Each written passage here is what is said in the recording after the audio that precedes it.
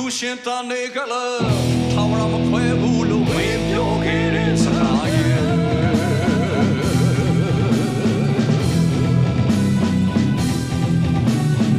ကမ္ဘာမြေဟိုဝေက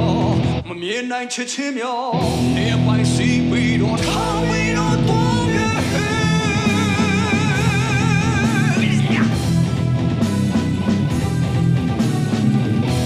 ကြတဲ့မြစ်တော်မခိုင်မာတဲ့သစ္စာနေလည်းမသိခဲ့လို့ပြေလျှောက်ခဲ့တဲ့လမ်းရဲ့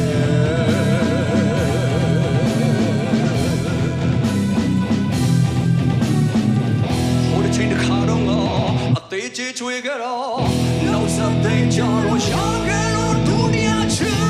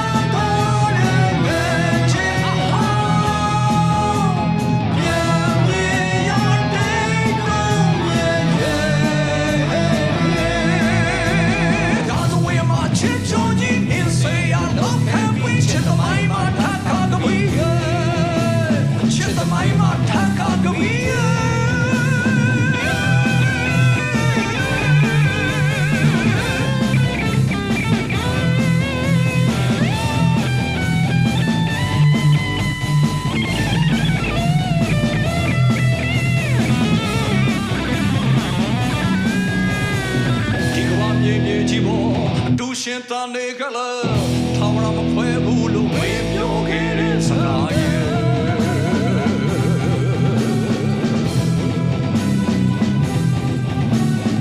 ကမ္ဘာမြေဟိုဝေက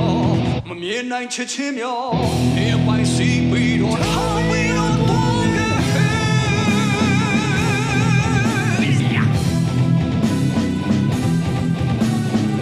မသေးကြတဲ့မြစ်တော်မခိုင်မာတဲ့သစ္စာ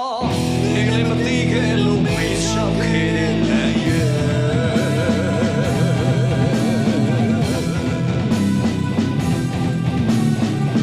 ဟိုတစ်ချိန်တစ်ခါတော့အသေးချေချွေကြတော့နောက်ဆက်သိမ်းကြတော့ရှာ